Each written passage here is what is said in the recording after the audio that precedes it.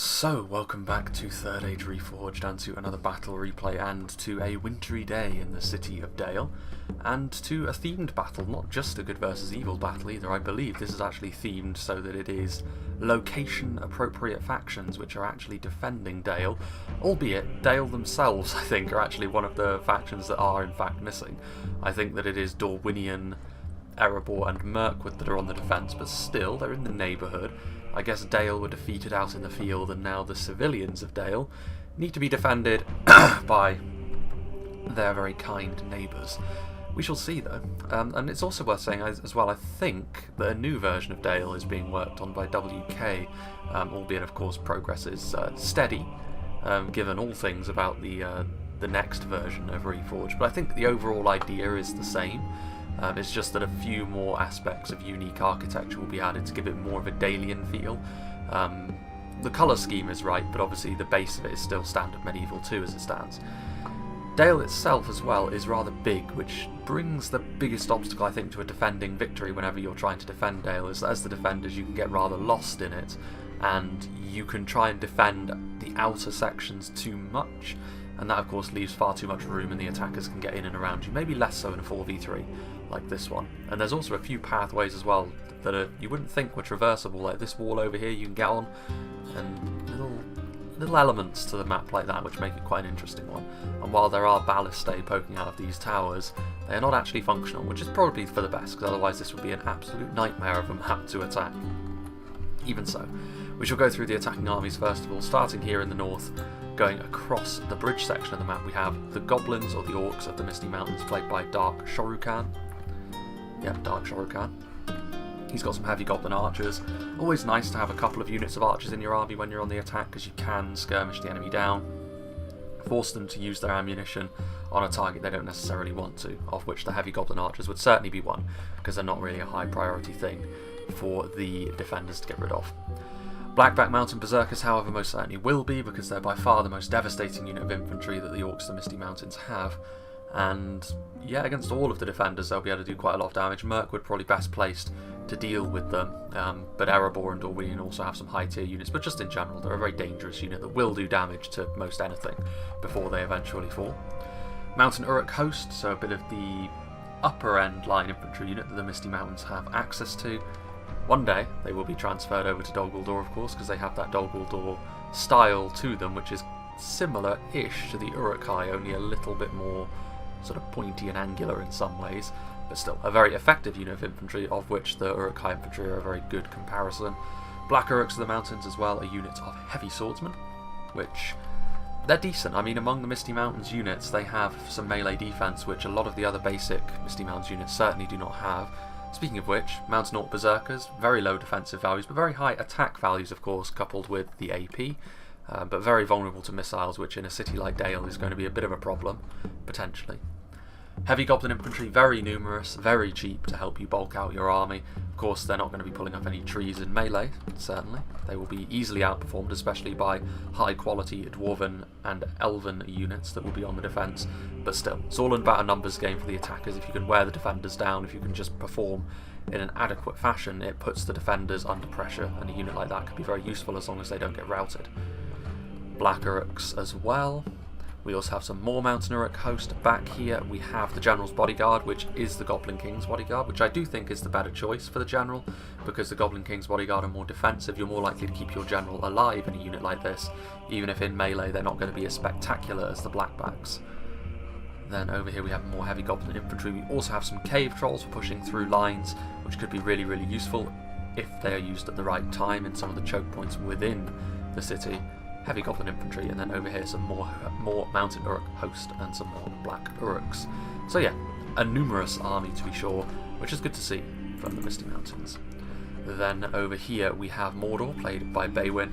He has got some Morannon halberds, which is good to have brought them, because of course Mirkwood don't have access to phalanxes of any sort, so there's a very real possibility of using them to try and equalise the fight against the far superior Mirkwood infantry. But also the armour-piercing aspect is going to be useful against the human units from Dorwinion, and of course the entirety of Erebor's roster, really. Olag-hai. Timing is going to be everything for the Olag-hai, because the defenders will certainly have the quality to burn them down quickly if they're not careful. but if they get committed at the right time, they could really blow a hole in the line, and then Mordor could surge forward, especially if they coincide that with a push from the Blackguard of Barad-dûr over here, who of course have got that huge mass and shield bashing capability.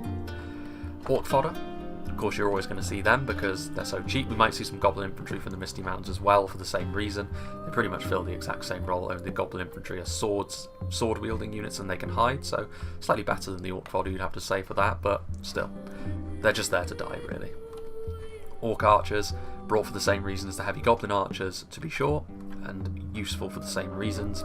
Sauron's Will, again, lots of AP, so they're well stocked Mordor in terms of ways to try and equalise against the dwarves and the Elven, maybe less so against the Avari and the Sylvan Elves.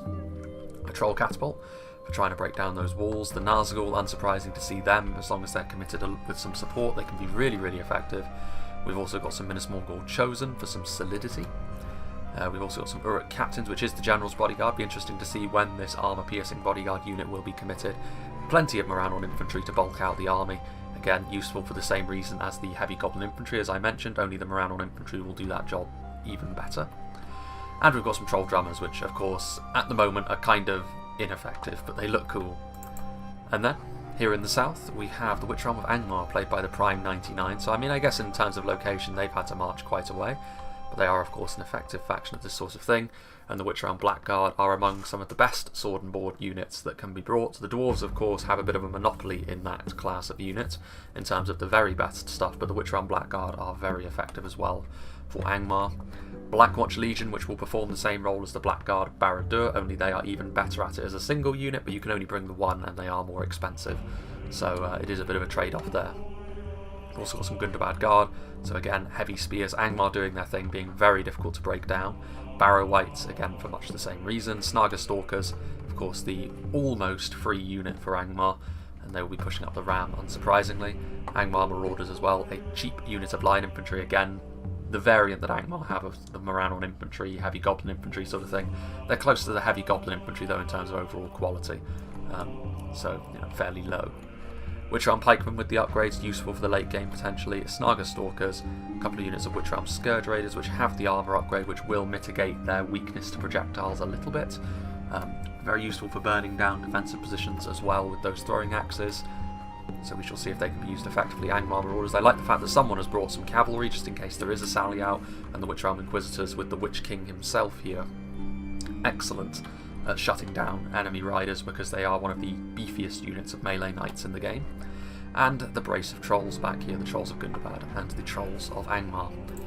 And then over here, finally we have Rhûn, played by Nawaki, so we shall see if Rhûn are capable of burning Dale in the way that they did, I suppose. Dale had to be abandoned in the War of the North, and they were only truly defeated at the gates of Erebor, Rhûn. So we shall see if they can repeat that feat. Some unupgraded Eastron Clansmen, better as far as an entry-level sword and board unit goes to stuff like the Goblin Infantry, of course. The Flag Rim, again, more armour piercing, which will be useful against several elements of the defence. The Scion Room, which will be really useful for keeping the runic line in shape because of how tanky they are. A couple of units of them. More Eastron Clansmen, some Eastron Crossbowmen, as well as some Dragon's Wrath Guildsmen. Interesting to see the Crossbowmen pushing the Ram, but of course the punch that crossbows offer, very useful, as is the punch that javelins offer. Albeit I think crossbows are a little bit more user-friendly. The Balcoth have to get fairly close to their target, but still useful for busting a phalanx. Variag Mercenaries, good in a skirmish. And some Gamprim here at the back. Some more Eastron Clansmen here in the middle, some Dragon's Wrath Crossbowmen, and some Shadow Guard actually as well, some Carmel Shadow Guard. So again, lots of AP as you would expect from Rhûn. Moving on to the defence, Mirkwood, Erebor and Dorwinion. We've got some Hiri Peng up on the walls with the armour upgrade, so they're going to be going after Rhûn right from the off. Down here we also have some Lumbermen, interesting to see them squaring off against Rhûn. Their armour piercing will be somewhat useful, maybe less so against the entry-level runic units, and they've got some Elvelyn infantry in there as well to offer some solidity, and some Ironfoot spears from the dwarves as well, so lots of different kinds of units, and there are also some halberds in here as well, so a nice mix. And up on the walls some more Hiri Peng. In fact, and some Wands of Amel Lank as well, so Disappointment is playing as Mirkwood. We've got Steelbow Ranger playing as Erebor, who I think we're watching this battle from his perspective. I think both him and MSQ2, who's playing as Dorwinion, both sent me the replay, but makes very little difference in the end who actually sent it to me. We have some Ironfoot crossbows over here as well. So they're mixing and matching, which I like. I find the defenders tend to perform better when all of them take responsibility for every defence, rather than just sort of claiming individual areas for themselves and then only worrying about that. This forces defenders to have a little bit more awareness of what's actually going on in the battle. More Ironfoot crossbows. We'll get onto the second layer in just a minute actually, because there are some units down here at the front, which are some Ironfoot warriors, spears, some Axe Guard of Erebor, some pikes, some Ironfoot warriors, so plenty of dwarves here on the front. As soon as I finish saying that, of course, we come across an exclusively dwarven front line, but no matter. We've got some Woodland Realm patrols, some Rhûn, which also have the armour upgrade, so he's invested in his infantry, as you can, of course, when you're on the defence, a little bit more so. Out, very, very good unit of line infantry then. The Elven King's Palace Guard with the upgrade, again, a devastating unit of infantry. Plenty of Morroquendi Stalkers over here, so lots of horse archers, which will potentially be going after the Mordor army, who might actually be quite vulnerable to this sort of thing. They don't have many archers with which they can counter-skirmish the Stalkers. They'll have to rely on the Inquisitors to come over and help them. Hiriek with the upgrades as well, and that's just about it for here. And Erebor can come forwards as well with a bit of support, some dwarves and some mercenary guildsmen. Meanwhile, here, in the further reach of the settlement, some more Ironfoot halberds. The mighty Ents have also come to an urbanised area. Probably not too thrilled about that. Axe Guard of Erebor. We have a Dorwinion catapult with a Silver Surfer banner carrier. Back in the TC we have mostly Dorwinion units, it would appear. Morroquendi bows with their poison projectiles. Keldwyn River Patrol, some Morroquendi pikemen. In numbers, the Nandor Glade Guard, huge charge bonus and lots of damage, but fairly fragile after that. Elvelyn Marksman, nice heavy archer which can be used to skirmish fairly freely. A couple of units of Erebor Legionaries from the dwarves back here as well, a nice quality unit of line infantry. And then here at the back we have some more Mirkwood units, some more Rhûn, some more Hiriek, a couple of units of Ironfoot pikes and spears for the dwarves giving them a hand, some Greenwood Rangers and some Hiriauth. So a pretty interesting thing. We probably missed a few elite units, especially from Dorwinion mixed in amongst here. I would assume the same is also true of the dwarves. We shall have to wait and see. But without further ado, let's begin. And it was over here, of course, because Rhûn are very close to their enemy. These towers here on the gate actually are functional. So they do have, they're not ballista towers, so they just have the arrows, but they will still add up in terms of damage. Be interesting to see what sort of units they are targeting with their archers. Tribesmen or Cumall Shadow Guard wouldn't be the worst thing. I mean, the Shadow Guard I would say are the better target because they're more dangerous in melee and they're also more vulnerable and they're more expensive. Lack of a shield, more cost, etc. But Nowaki looks like he's going to pull back with those more fragile units and push forward first instead with his Scion Rim, which, even though they are elven arrows from the wall, they're behind the siege tower, and with how heavy a unit the Scion Rim are, even the Hiri Peng will probably take a little while to have a big impact on a unit as tanky and bulky as the Scion Rim. It'll be interesting to see what the result of that fight would be in melee as well, because while the Hiri Peng are an archer first, it is only a spear unit they're after, so the damage would probably be fairly slow. But I would assume the Hiri Peng will probably be moved from this section of line once the Scion Rim get into place. Meanwhile, over on the other side of the battle as well, we will be seeing the Morroquendi Stalkers put some pressure on Baywin's Mordor army. This more than likely will also cause Mordor to take their time in pushing forward, which means once again we could be seeing the attackers attack in a rather disjointed fashion. The Goblins of the Misty Mountains, for example, deployed fairly far back, so they've got quite a long way to travel. So Angmar and Rhûn will arrive at their destination far before Mordor and the Misty Mountains. Snaga Stalkers going to be battering down the gates. No ranged units over here on this front gate, but plenty of Dwarven infantry. We shall see what Steelbow Ranger elects to do there. Lumbermen are going to be used as the first line of defence, which, yes, they're armour piercing, so they have that going for them against the Scion Rim, but the difference in quality between the two units is going to be a real issue here for these just standard working men, really. The Snaga Stalkers break down the front gate. Hiri Peng going to reposition themselves. Be interesting to see what the dwarves do on the front. I mean, if the Snaga just charge in, the upgraded Ironfoot warriors will easily repel them, of course, but as soon as Angmar move forward with their serious units, they're such a difficult faction to get rid of, our Angmar. Meanwhile, here come the poison projectiles. What are they actually going after? I mean, they're actually killing off a fair few of these Blackguard of Barad-dûr, which tells me that Beowyn has probably been moving them around and shuffling them a little bit, because if the Blackguard were pointing in the right direction, they would be able to absorb a lot of this punishment. And you can see now that they are. Very few of them are dying per volley because of the massive shield value that the Blackguard of Barad-dûr have. But still, the poison arrows, many of them will find marks, many of them will claim kills. Whether it will be enough to make that unit worth it remains to be seen. Meanwhile, yes, here we go. We can see over here the Scion Rim, maybe a little bit more reluctant to push down because there are Ironfoot spears down here. 2 units might be a little bit more tricky to deal with. Ironfoot halberds up on the wall over here to prevent the flag rim. But I mean, as much as the dwarves are sort of bulking up this defence over here, they seem to be content to just allow Angmar onto the walls to claim them, which is a little bit of a mistake in my opinion. There's no point in going so heavy into one defence if you're just going to allow the enemy in through another, because the outcome is going to be clear. Not entirely sure what they're planning on doing here, to be honest with you. Still, the Misty Mountains will have to go through the initial gate for the bridge first, and then the actual gate to the city across it. So they still have plenty of time here, the Dwarven and Elven elements to this defence. I mean, the dwarves must see that the Angmar marauders are up on the wall. So they're going to try and engage them now with some Ironfoot warriors. I mean, they're doing exactly the right thing here, Angmar. If the dwarves are just content to allow this to happen, they're throwing some throwing axes in. The shield value on the Ironfoot warriors will absorb some of that damage, but still, many of their lives will be claimed. The dwarves are now moving in. I find it hard to believe that the dwarves did not notice this happening. If they did, then it was a startling lack of awareness. But meanwhile, Ironfoot spears and Gundabad Guard. Gundabad Guard probably have the slight edge there, to be honest with you. Meanwhile, there is some catapult strikes. Misty Mountains through the first gate, and then they will move on to the second. Trying to go after the Gundabad Guard. I mean, they're shaken because they did get a grazing blow on them, but very risky that, because you could end up hitting some dwarves, which would not be ideal, of course. But yeah, with Ironfoot warriors on one side and spears on the other, the Gundabad Guard will ultimately fall away. And then over here, of course, Axguard of Erebor, very, very dominant they will be in a fight against Angmar marauders, with tower support as well. So this is where Angmar needs to continue to push forward. Now, I would honestly push through the gate, which they are doing, because there's not a lot of dwarven units over here really on the ground.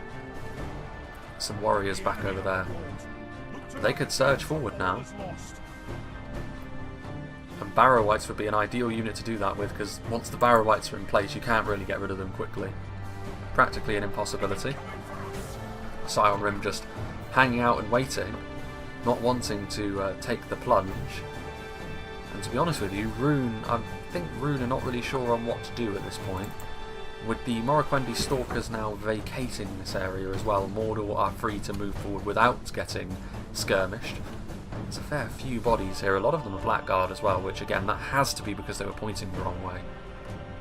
If it's that many. He must have targeted them when they were shuffling around a little bit from the front. Even elven archers would struggle to make a significant impact. There's some heavy gobbo archers. The Morroquendi Stalkers of course can hide, and they are doing so. Heavy goblin archers companies are being sent out to scour the field for them. And of course, once they see them, I mean, the Morroquendi Stalkers could probably charge into them and break them, to be honest with you, unsupported archers. But of course, in a skirmish fight, Misty Mountains will enjoy that, because a very cheap unit that they have.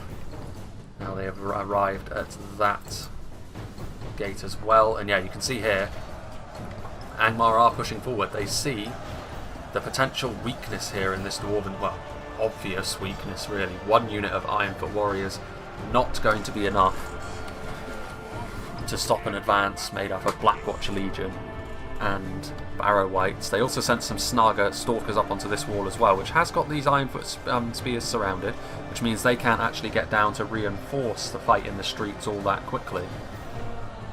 And there's the Ironfoot warriors over here. Gundabad Guard fighting hard. The tower support will still come into play, of course. The Angmar marauders, meanwhile, it is a carpet of corpses that the Axguard have created.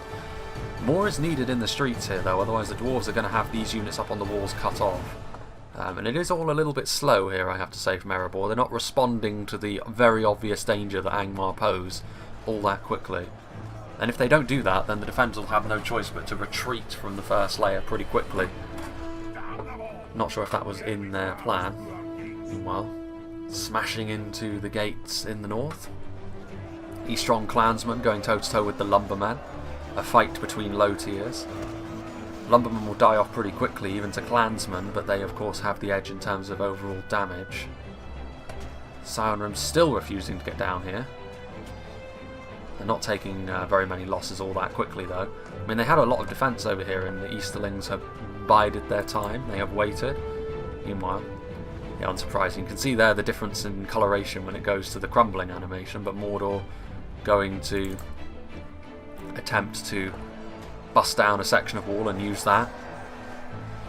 Meanwhile, the Misty Mountains getting stuck in with their cave trolls.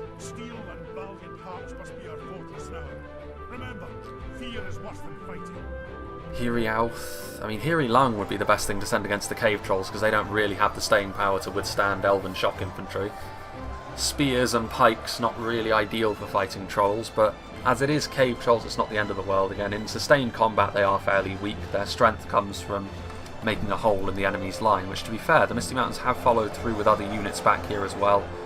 Black Uruks, Mountain Orc Berserkers and Mountain Uruk Host all getting in here, but the superior quality of the Elven and Dwarven units means that the Misty Mountains will have to wear them down through attrition, and there don't seem to be many reinforcements crossing the bridge. Reinforcements need to be closer so they can be committed more quickly. There is another unit moving in now, and it is Blackbacks to be fair, but we shall see how that progresses. It's really here though that I'd be really worried. Warns of Amon Lank are moving backwards. You can see here that Angmar have pushed forward a long way, and these Blackwatch Legion are holding back a ton of units that were clearly trying to retreat. And they're also going up against crossbows on the front line, which of course will take losses going up against an infantry unit like this. The Blackwatch Legion of course are just being outright overwhelmed at this stage, but yeah, it's going to be a retreat. Which does surprise me a little bit. I mean, I don't know if this was an intended thing, to be honest with you, because they still had resources back here which could have been utilised. Mordor are now moving forward. These poor Axguard of Erebor, after doing a good job on the wall, are going to be left behind by their comrades. There's no escape for them. You can see Steelbow Ranger there. He's trying to force path his units through. That's not going to work. There's too many units in the way. I mean, Barrow-wights are low mass, but even if they do get through, there's Scourge Raiders in the way, so yeah, they're doomed. And I think this just comes about as a result of being a little bit sloppy on the front gate. The defence wasn't really set up all that well. And they're still being held in position, honestly. These Witch Realm Scourge Raiders can get into position.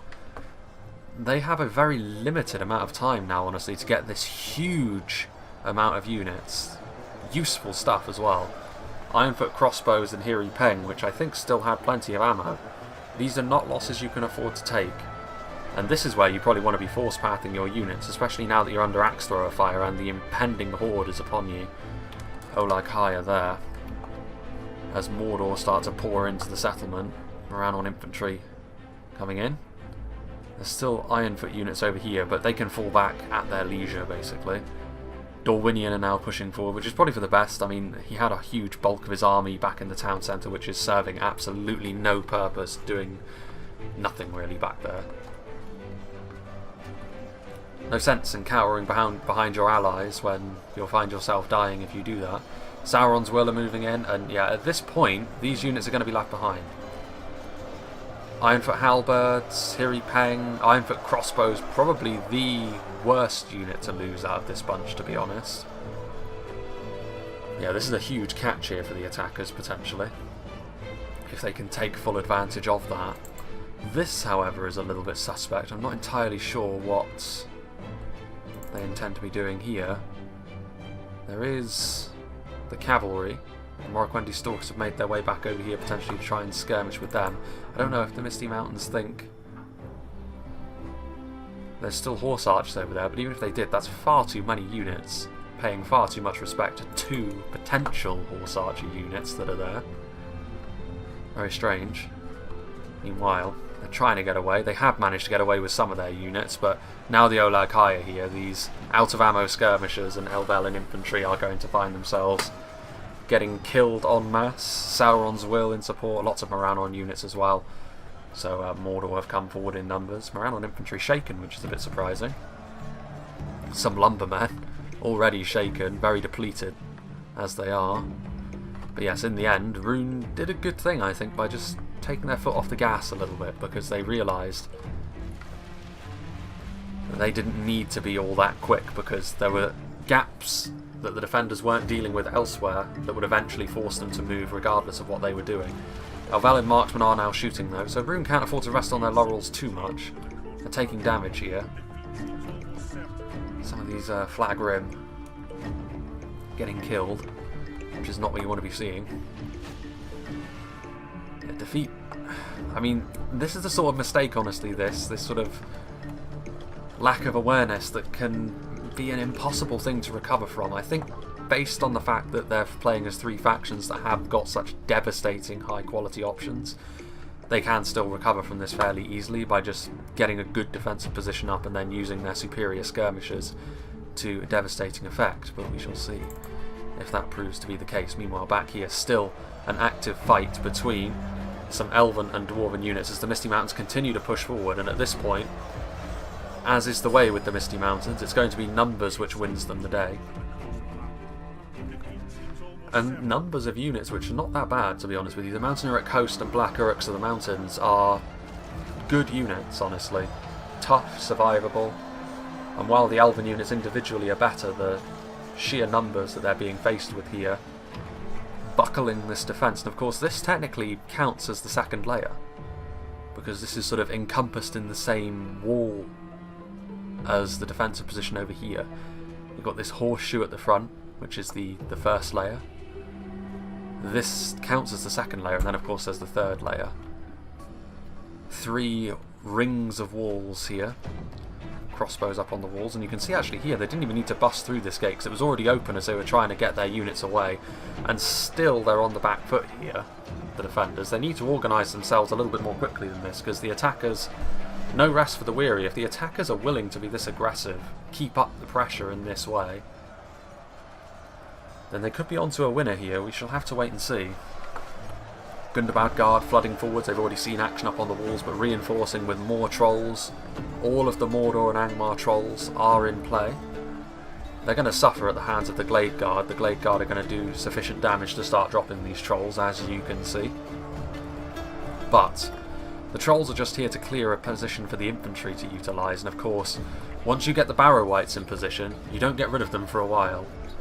And they're just flooding forwards with as many numbers as they can here. Angmar being the blob of nigh unkillable infantry that they often are. Elvelyn marksmen just waiting. These towers, hard to judge how much damage these towers are actually doing over time, but it's not going to be a hugely substantial amount, but it will still be the sort of thing that the attackers have to pay attention to. They can't just stay here indefinitely and not take damage, which can be more of a mental thing than the actual damage that it's doing. It can force you to rush a little bit more than you would perhaps want to. Meanwhile, this is part of the reason why you don't want to do that. They kept their ram here for far too long, and the arrow towers have ended up destroying it. I should say. So that's not great for them. Now, fortunately, they have plenty of rams. They can just go and get another one, but they're going to have to stand here and wait in terms of this assault for a little bit longer. Interesting place to put a tree. Which means they won't be able to make...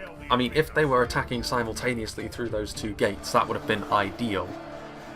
It's unfortunate that they're not, and this will give the defenders, potentially anyway, the wiggle room to recover. And indeed they have now. They've managed to push back. The initial assault from the trolls, I don't think it was reinforced quite quickly enough. And as a result, they've managed to get some good infantry on the front, including some dwarven pikes and axemen, and some elven glavemen and swordmasters, and that will be enough to keep this front line ticking over. There are Witchround Blackguard, however, and pikemen, but it's a real mob fight, this. Several moments in this battle now have we seen huge masses of infantry clash against one another. You would think that would favour the attackers in the long run. Meanwhile, Loke Flag Rim, not entirely sure what the Easterlings are doing here. I mean, they're sort of faffing around with all of these siege towers, pushing them right the way around the settlement. Questionable. And as a result, the Elven cavalry here, the Morroquendi Stalkers, going to try and punish them. They are horse archers, they don't have a devastating charge, but they can still charge some units down, get some damage done. They've already been skirmishing after all, utilising their poison projectiles. Eastron crossbowmen are going to try and shoot them down now, which of course can be devastating to cavalry. Crossbows are good cav counter, but they are slow to fire. Will we see? Yeah, we are going to see a volley of bolts come in here, which will be enough to kill off several of these Morroquendi. A lot of the Elven units of Dorwinion don't do too well under arrow fire. That's more the wheelhouse of the human units that Dorwinion have, with those well-made suits of armour that they wear. Flag Rim, they've taken a bit of damage here, but not really enough room to get a really good charge up. A few more Flag Rim do fall. He was taking advantage of the Easterlings dawdling, but the Easterlings also then in turn used their crossbows, and they should be able to deal with that cavalry without too many issues. Meanwhile, the dwarves pushing back against Angmar. Not sure how useful that's going to be. They're going to find themselves on the inside of the horseshoe, which is never what you want to see. But it all depends on whether Angmar are willing to commit even more than they already have, because the Barrow-wights have been burnt down. Well, I say that, there's still 96 of them, but the Witcher-armed Blackguard and the Witcher-armed Pikemen not doing so well under the sheer weight that the dwarves and elves are supplying to this front line. They will now have to turn around and leave again. Ents waiting in reserve. Still, you can see the arrow towers slowly making an impact. It's going to be over here, which is going to be fairly interesting. As you can see, the Misty Mountains have destroyed this defensive position. They've taken a lot of losses doing so, but the Misty Mountains won't mind too much about that, and they will chase the Greenwood Rangers off with some heavy Goblin infantry. To be fair, the Greenwood Rangers would defeat a unit of battered and bruised heavy Goblin infantry in melee fairly easily. They do need to get these units across the bridge as well now, because now's a good opportunity for the Misty Mountains. They can attack from the rear. They've taken damage, certainly. But they can go this way, take this road, and while they may ultimately end up dying, they hopefully will take enough heat off the attack from the front, made up of 3 armies. They can then start pushing forward. But this attack from Angmar needs more kindling for the fire, so to speak. They're going to need more units here. It doesn't even have to be Angmar. It could be Mordor, it could be Rhûn, it could be anyone, but they're going to need more on the front line there, otherwise the ground they made initially is going to ultimately be for nothing. Meanwhile, siege tower in position. They're going to put some Barrow-wights up on the wall. I mean, that'll be a nightmare to get rid of. They could also shoot into the flank of them. Meanwhile, here we go. The ram is being pushed forward, so we should start to see Mordor start putting pressure on this gatehouse as well. A lot of fodder. They'll need to follow through some quality. The Blackguard could be a good choice. Not really so much of an army this anymore from the Misty Mountains, is it? It's very, very depleted units, and they, like I said, they really do need to get these units that are at full strength, including the bodyguards, some host, even just the heavy Goblin infantry. They just need some numbers for this assault, because this, while it will require a response, it's not going to be the hardest thing in the world for the defenders to nip in the bud. We'll have to wait and see though. A few volleys here from something like the Elvelyn marksmen if they turn around and shoot up the street. Could be just the ticket. Dwarves continuing to push forward. This is of course what units can do when they're not on guard mode in Medieval 2. They can continue to push forward. The dwarves more susceptible to that than most if you don't want that to happen because of the higher mass of dwarven units in general. Halberdiers using their phalanx. Got a bit of elven support as well. A devastating duo. I mean, those Balkoth tribesmen are trying to throw at something. I mean, yeah, they've got a good opportunity now to throw in because there's not that much on the front line, so they should be using javelins to their advantage if they can to try and thin down some of these dwarven defenders. It's not actually the Barrow-wights that are attacking first, it's actually the Sauron's Will, and you can see how poorly that's gone for them immediately. The very high damage of the Nandor Glade Guard Glade Guard are also not hugely armoured, so the armour piercing bonuses of the Sauron's Will are not going to be terribly useful. The Glade Guard's main worry, of course, projectiles. They should be able to defeat these Sauron's Will in melee, especially with a bit of tower support. We'll have to wait and see, though. They have managed to clear a spot on the wall, at least, the Sauron's Will.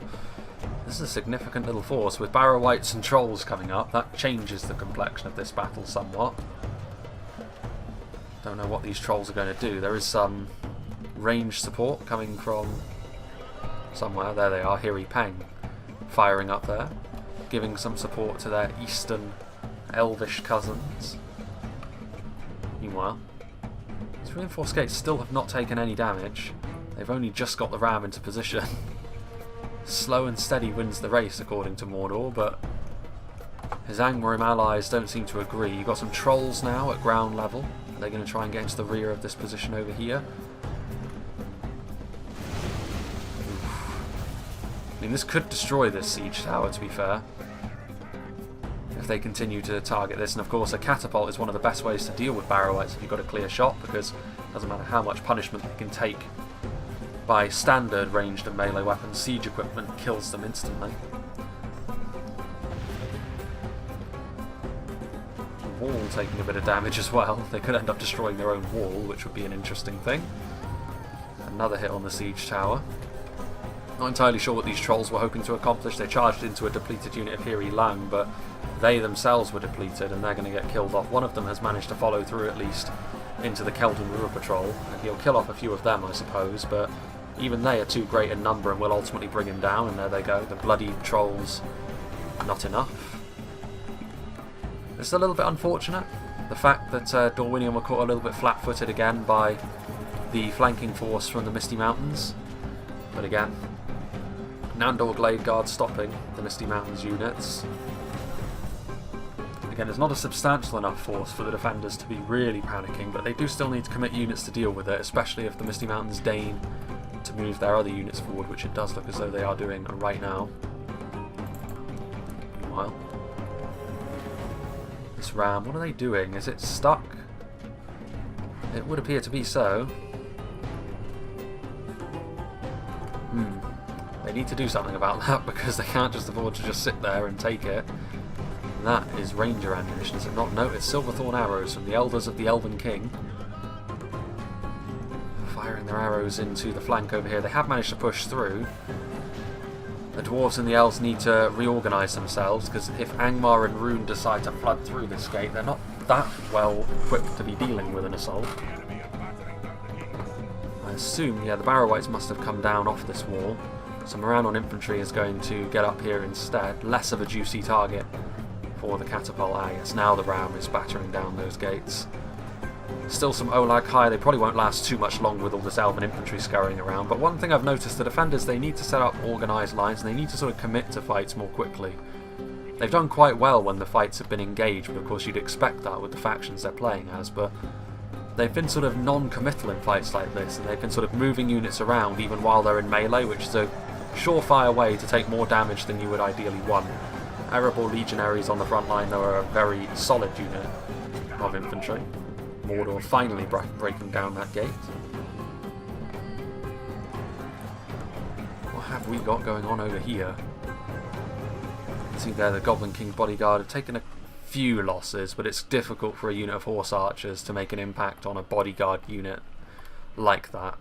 But still, the attempt was there. What have we got here? Heavy Goblin infantry that are routing. Some Blackback berserkers that are rejoining the fray against some Nandor Glade Guard. Not really the kind of outcome that either side will want from that fight, but yeah, and you can see that the very depleted force from the Misty Mountains is ultimately going to be stopped dead in its tracks by not that many units. They really needed to have those units from outside the walls committed earlier. Oof. Barrow Wights there taking a battering from the Dorwinion catapult, and they've done a really good job, I have to say, at targeting down the Barrow Wights with the catapult. It's by far the best unit you can use to deal with that sort of thing. And a deadly crossfire as well. Greenwood Rangers with body-piercing arrows, catapult, silver thorns from the Elders of the Elven King, and actually the gate slams shut behind them. And all of a sudden, with the gate closing behind them, these few units are completely trapped in here and they will be destroyed. Not often you see that sort of thing happen, but it's always fun to see when it does. Although if they keep firing like that, they will ultimately break down their own gates. Meanwhile, what are Mordor doing here? They've sent forward their Nazgul on their own. Again, that's a mistake. It's a mistake I wouldn't be expecting people to make. The Nazgul are very strong, but they're not going to do well at all if you commit them like this. Well, that's not true. That's your own gate that you've destroyed. But, no matter. Yeah, this is a fairly horrifying mistake, actually, I would say. Like, this is not how you use the Nazgul. You need to send forward units in support of them, and what really stings is the fact that he had units just sort of standing there watching this take place. The Nazgul will still take their fair share of casualties from something like mercenary guildsmen, but they're going to be surrounded, they're going to be taking tons of damage, and they're already embedded in these units now. So the mercenary guildsmen are going to use those maces to inflict some punishment. And it's only fodder that's coming to their aid anyway. So it's a problem. It is a problem. Crossbow bolts, whistling into the fodder. Maybe not the most efficient use of them, but it means the Nazgul are less likely to get the aid that they so desperately need. Victory here against the Misty Mountains force. What's going on over here? Lots of routing heavy goblin archers.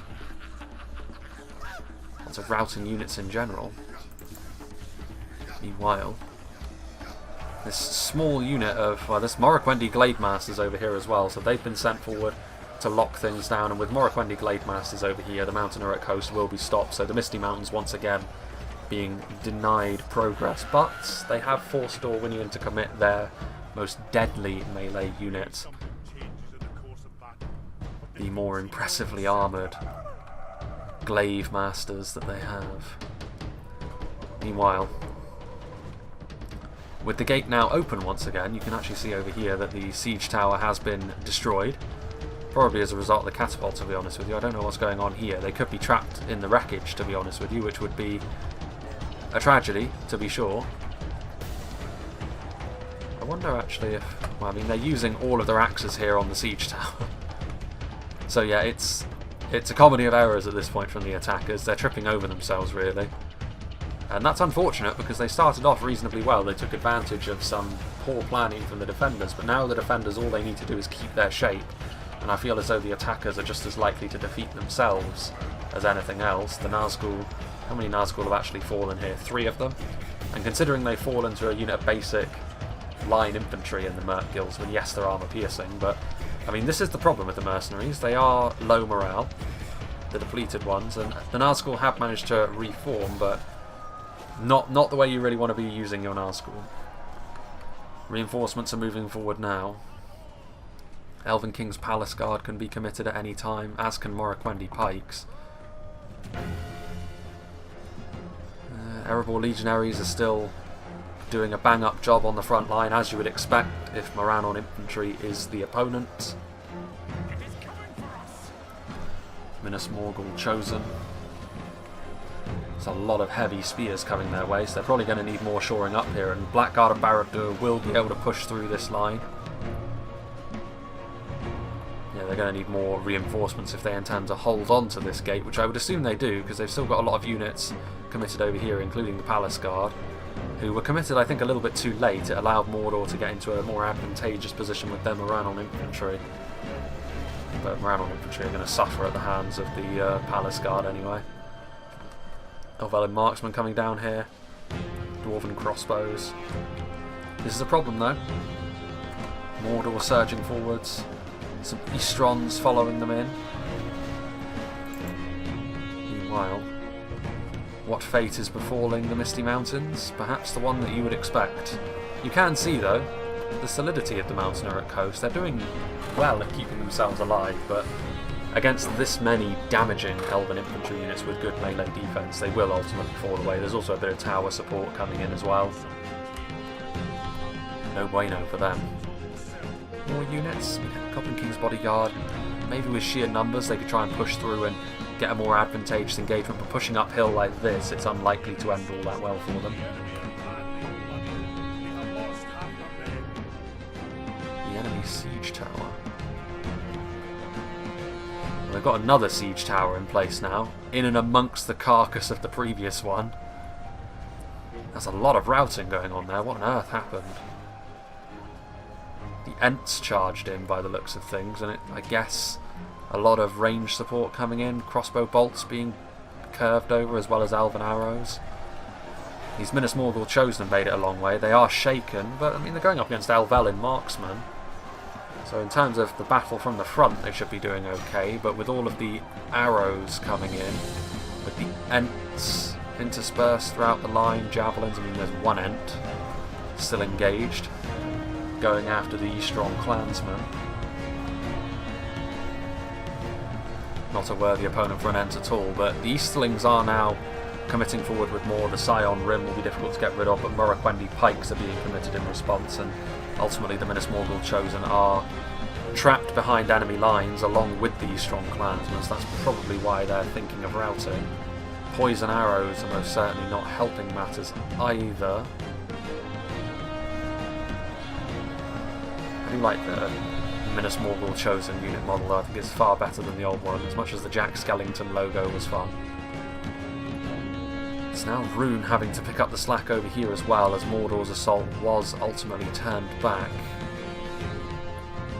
Lots of death over here. Still Nazgûl left alive, only 4 of them now. They will be victorious against the very depleted pikes that are here.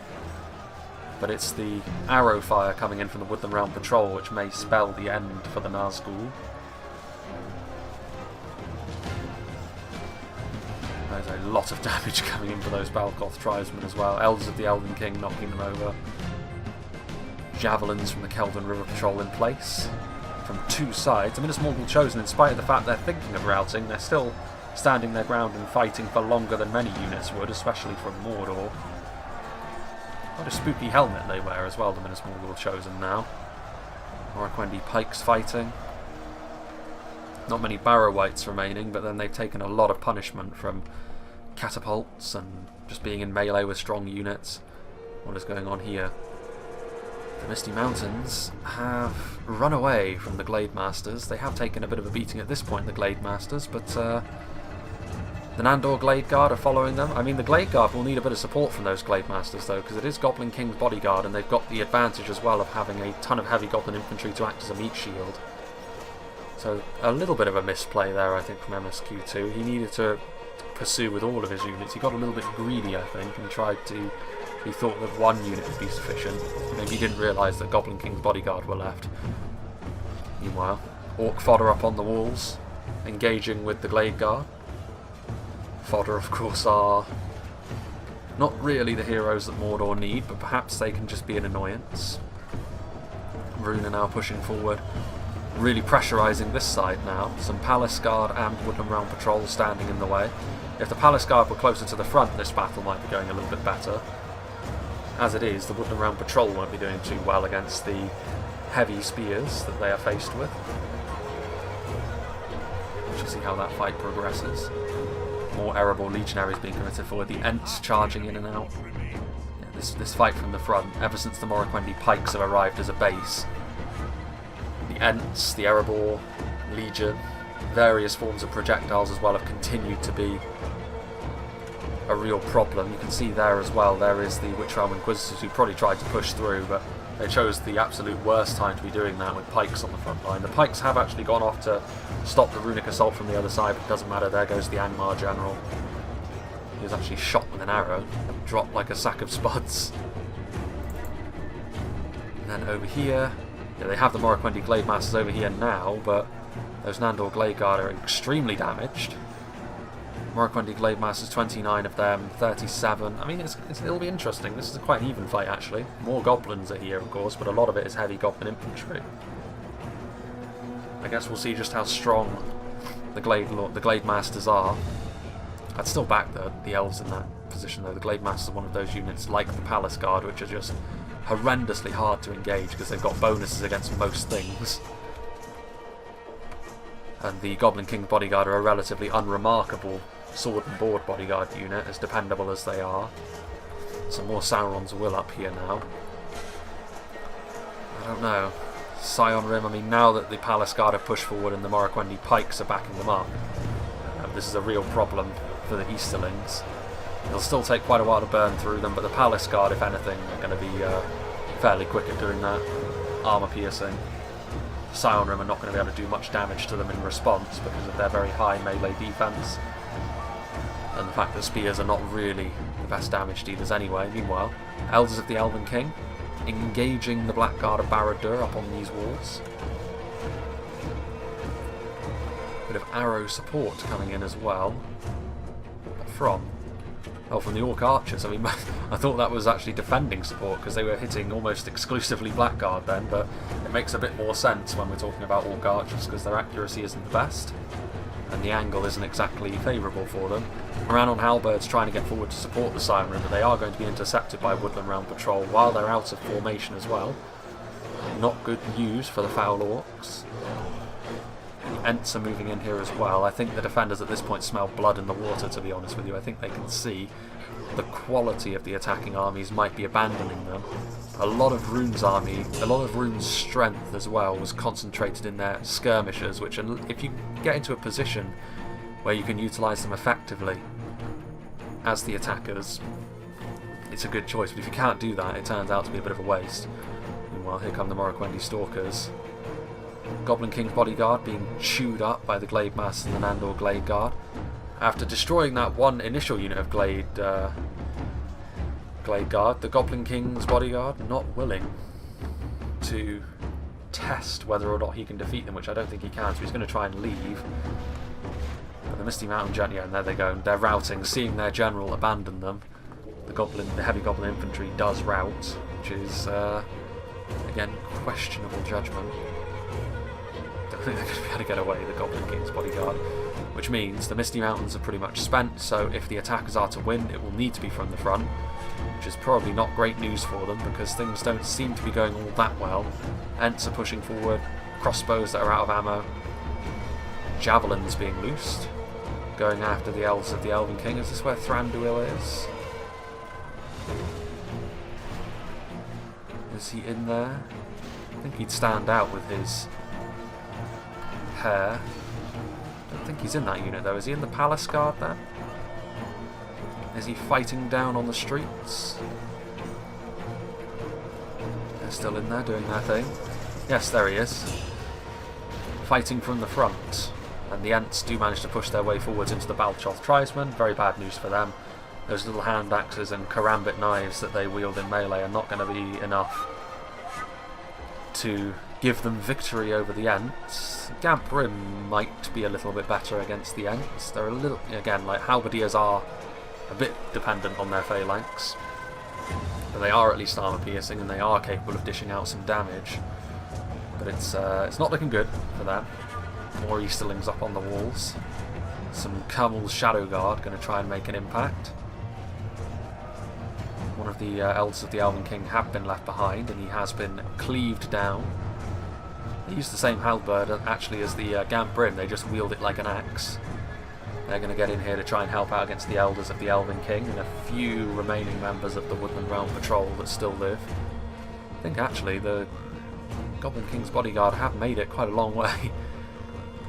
So they may yet link up with their allies, but it's not quite to the extent that I'm sure those attacking from the front of the settlement would have been hoping for. And hot on their heels are more Dorwinion elves.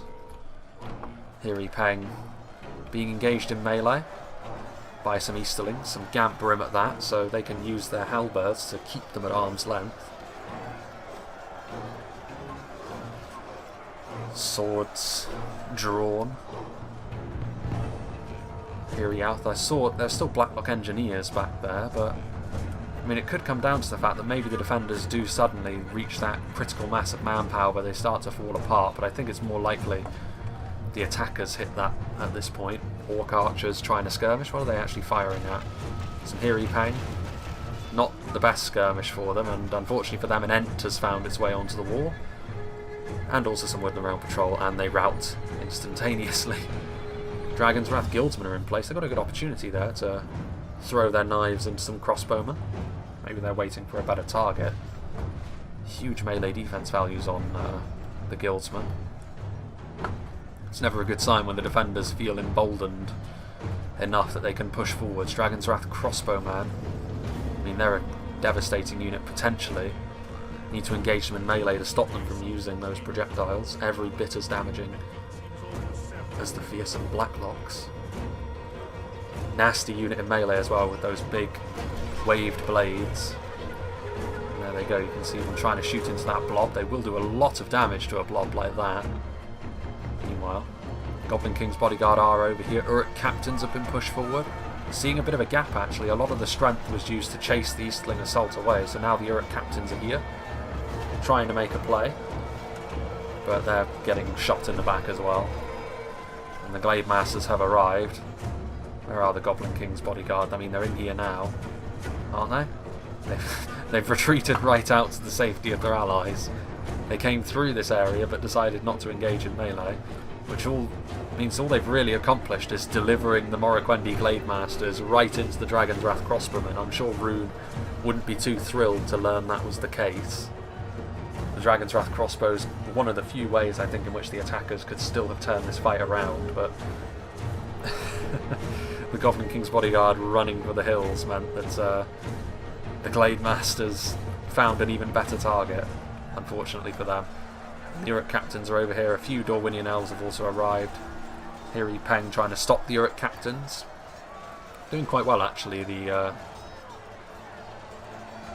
Uruks, but there's only so many of them and they will ultimately fall by the wayside. The Dragon's Wrath crossbowmen getting mobbed in melee now, so any chance there may have been of their projectiles turning the tide is now gone. Here comes some Dragon's Wrath guildsmen. What are they going to do? Try and use their throwing knives on the palace guard would not be the worst idea. I think that's exactly what they're going to try and do. And there they go. Good damage, exactly the sort of way you need to be dealing with the palace guard.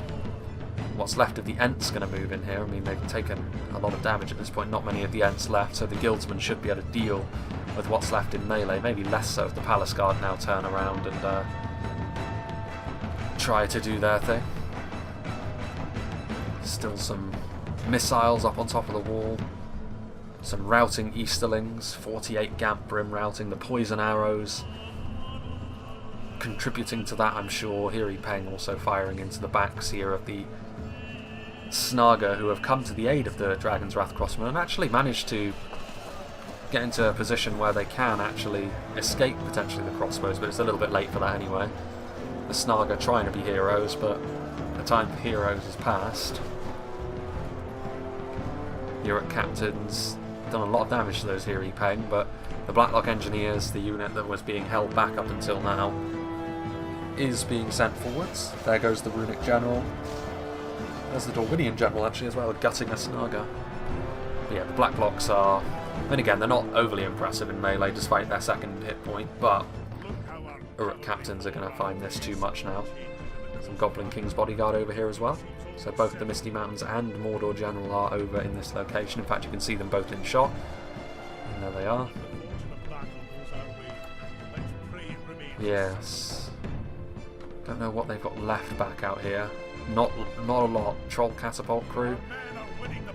Battered and bruised units strewn everywhere. It's been a very punishing battle for both sides this, but in the end I do think it was the quality of the defending factions which allowed them to weather this storm, and the fact that the attackers couldn't really take advantage of the early lead that they gained. Not as you would expect anyway. I think those are crossbows, aren't they? Yeah, 53 crossbows have been sat up here for quite a while, to be honest with you, picking their shots. The Silverthorns doing their thing. Still some Sapphire Bladesmen back there actually.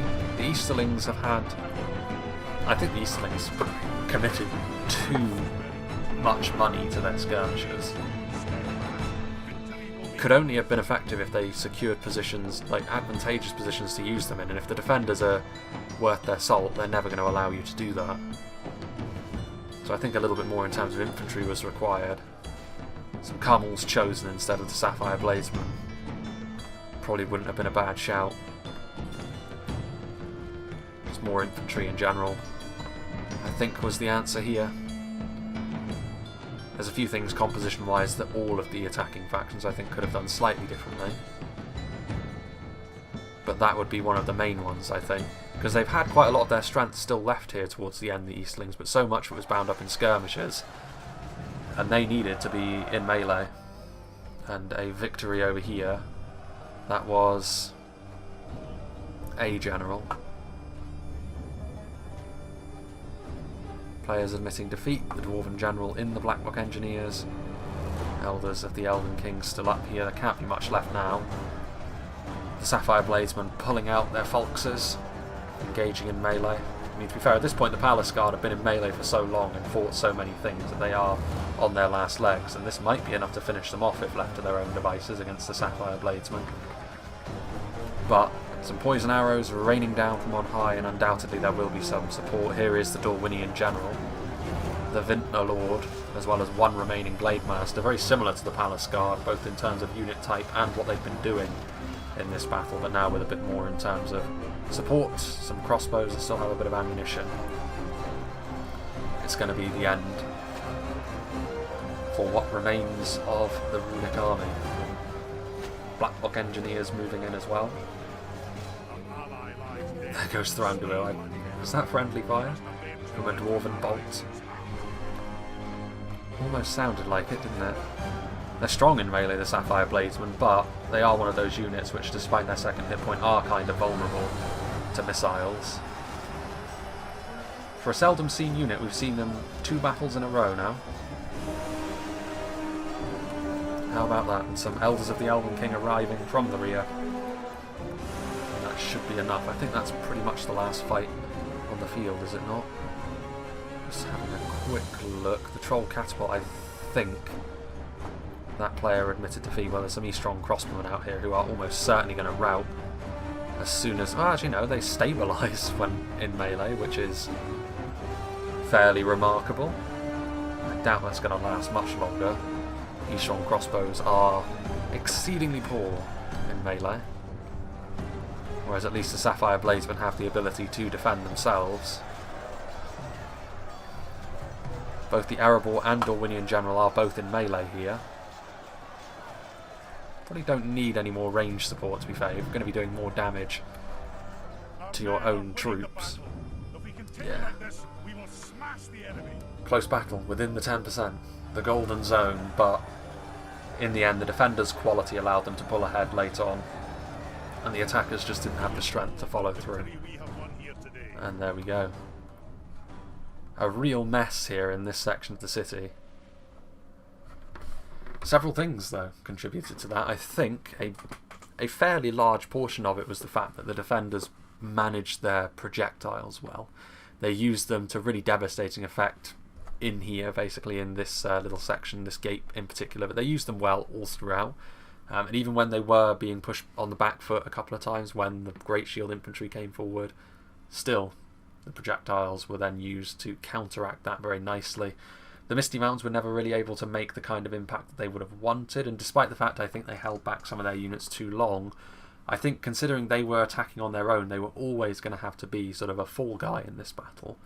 And their kill count reflects that. They had to be the one to just sort of take a bunch of the heat off their allies, and they tried their best to do that. Some improvement could have happened, but I think really a lot of it comes down to the committing and when they committed the attackers. I think the Easterling, the runic composition was probably the most wrong out of all the attackers, because if you're going to bring that many skirmishers, you need to have a clear plan of delivering them to the enemy. You can't just wait outside the walls where the action is happening and hope that your allies can push into a position, because that just didn't happen. The moment where Rhûn could use all of those devastating skirmishers simply never came, and that's always the risk when putting all of your eggs into a skirmisher basket like that. I think even though the Carmel's Chosen, I've said they are a relatively average unit as far as bodyguard tier units go, I still think they would have been useful to bring here just to help stabilise the line. More infantry in general I think would have been good. As for Angmar and Mordor, I think they were a little slow. They allowed that ram to get destroyed by the towers, which is never a good thing. If they'd attacked that gate at the same time as they were attacking from the front, again, a unified assault is always better. So that's where I think they went wrong. But I think ultimately, while the defenders started off a little bit shaky, allowing Angmar in the way that they did, they were able to then make the second layer their own, and they organised their skirmishers and their infantry well enough to the point where they were able to get themselves over the line. See what did the damage for the dwarves, who were mostly a shield, to be fair, which is again reflected in the kill counts. Blackrock Engineers did well, so they did use their ammunition at points throughout the battle. Several units getting over 100 kills as well. Those Axe Guard on the walls, spears doing well, generally speaking, holding the line. Crossbows good in support. Erebor Legionaries, the one holding the front gate, getting 241, showing their quality. But again, the dwarves used mainly for their defensive attributes here, whereas the elven contingent of Dorwinion and of course the entirety of Mirkwood more suited for dishing out damage with their skirmishers, as they have done here. So yeah, big thank you to Steelbow Ranger for sending this battle, and big thank you to MSQ2 for sending this battle as well, because of course both of them did, and a big thank you to all of the other players as well for being a part of this one. Nice to see Dale. Might even be the last time we see this version of Dale before it is updated with the newer architecture that will make it a little bit more akin to what you would expect Dale to actually look like. Even if the colour scheme is correct, the architecture will be brought more into line with that now. Well, at some stage. But yeah, I think, based on what I've already said, I've already made my intentions clear. Everything should have fallen into place more or less by the time this battle replay comes out, and I should have a better idea of what's happening. One way or another, I'm sure that I will have sort of confirmed through either a channel update or a post or something like that what will be happening in the near and further future as well with regards to the channel, making things a little bit more clear. And yeah, that should be that's basically that. So I hope you enjoyed this. I hope you'll join me for whatever is next.